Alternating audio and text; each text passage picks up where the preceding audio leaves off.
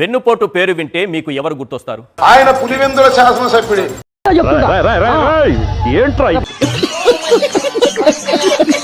Credit చోర్ అంటే మీకు ఎవరు గుర్తొస్తారు? మాజీ ముఖ్యమంత్రి. ఒక్క కేసు ఎదుర్కోకుండా స్టేలు మీద స్టేలు తెచ్చుకోగలిగిన నాయకుడు అంటే మీకు ఎవరు గుర్తొస్తారు? చూడాలని ఉందే. ఈరోజు జగన్మోహన్ రెడ్డి గారు సిబిఐ కోర్టుకి, నాంపల్లిలోని సిబిఐ కోర్టుకి హాజరయ్యారు. ఇచ్చిన హామీలు ఎగ్గొట్టే నాయకుడు అంటే మీకు ఎవరు గుర్తొస్తారు? ఇప్పుడు ఎప్పుడు ఎప్పటికీ కూడా మాజీ ముఖ్యమంత్రి. అనైతిక పొత్తులు పెట్టుకునే నాయకుడు అంటే మీకు ఎవరు గుర్తొస్తారు? మాజీ ముఖ్యమంత్రి కుమారుడు.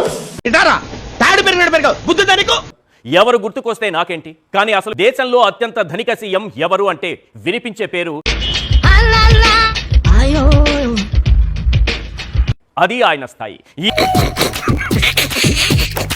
దేశంలో ఎక్కువ క్రిమినల్ కేసులున్న సీఎంలో టాప్ 3 ప్లేస్ లో ఎవరున్నారు అంటే వినిపించే పేరు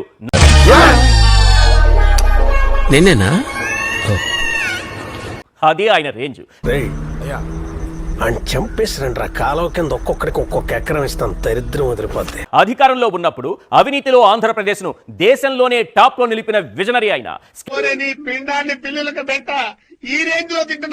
అంతా ఎందుకంటే ప్రస్తుతం ఆయన బెయిల్పై ఉన్నారు. ఆయన కేసులు ముందుకు సాగడం లేదు. దారిని పోవు దరిద్రమును తలపైకి తెచ్చుకున్నట్టులో నిన్ను మించిన వాడు లేడు. 18 నెలలుగా ఆ ఫైళ్లన్నీ బూజు పట్టిపోయాయి. అసలు ఏంటి ఆ కేసులు, అందులో ఆయన పాత్ర ఏంటి? ఏం మాట్లాడుకో నీ గెటప్ చూసి అపరిచితుడు సినిమాలో రామరాజు అనుకున్నా. కాదురా నువ్వు రీమో రీమో రీమో స్కామ్ లో ఎన్ని వందలు వేల కోట్లు దోచేశారు. ఆయన ప్రమేయం ఉంటే రుజువు కావాలి, శిక్ష పడాలి కదా. మరి అది జరుగుతుందా ఏమో తెలియదు. కేసుల వివరాలు మాత్రం ఒక్కసారి మనం స్క్రీన్ పైన చూద్దాం.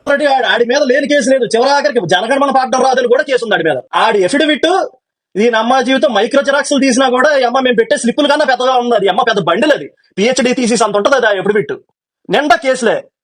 అది నిజం సార్, ఒక్క కూడా రాలేదు కదా, కనపడుతుంది కదా నువ్వు చెప్పేదేంటి. ఆయన అభిమానులు హైదరాబాద్ లో, ఆయన ఇక్కడేమి ముఖ్యమంత్రి కాదు, ఇక్కడేమి మంత్రి కాదు, ఇక్కడ తనకున్న రాజకీయ పార్టీని యాక్టివ్ గా నడపడం కూడా లేదు. ఒక్కసారి ఆ జన సందోహాన్ని చూడండి. చెప్పాను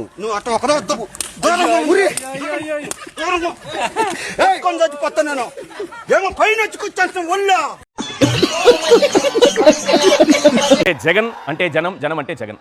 అది ఆంధ్రప్రదేశ్ అయినా హైదరాబాద్ అయినా, అక్కడైనా ఇక్కడైనా ఒకటే. రక్తం దాకేస్తా.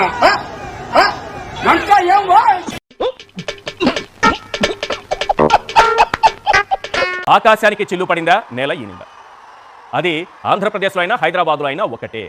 భజన భజన. చాలా కాలం తర్వాత, సంవత్సరాల గ్యాప్ తర్వాత ఆయన హైదరాబాద్ లో అడుగు పెడితే ఇది పరిస్థితి. పాస్పోర్ట్ రెన్యూల్ చేసినట్టు ఈ కొత్త పరిచయాలు ఏంది? ఎరా జిలేబీ సార్, గతం మర్చిపోయాడు ఏందిడా? ఆ ఫోన్లలో ఆయన బంధించేటటువంటి, ఆ ఫోన్లలో ఆయన ఫోటోను చిత్రీకరించేటటువంటి ప్రయత్నం ప్రతి ఒక్క అభిమాని చేస్తున్నటువంటి తీరు. సరిపోయారు ఇద్దరును, సాగుతుంది మీకు అలాగా. తర్వాత ఓ సెక్షన్ ఆఫ్ మీడియాకి, ఎల్లో నేతలకి వాళ్ళకి ఎలా అయిపోయిందంటే కడుపు మంట, కళ్ళ మంట. రామచంద్ర ఈడు ఓరాక్షన్ భరించలేకపోతున్నాను రా. కాలి గోటి నుంచి తలపైన వెంట్రుక వరకు ఒకేసారి భూకంపం వచ్చినట్టు కదిలిపోయారు. చెప్పేది క్లియర్ గా చెప్పు, కొటేషన్ చూస్తే వాట్సాప్ లో పంపు. ఎందుకు ఇంత కడుపు మంటతో రగిలిపోతున్నారు? అరే నిజం చెప్పురా, నీ ముఖం చూస్తుంటే నాకేదో తేడా కొడుతుంది. ఏం చేసినావు చెప్పు. జనం వచ్చేస్తారు, వాళ్ళు రాసిందైతే కరెక్టలే.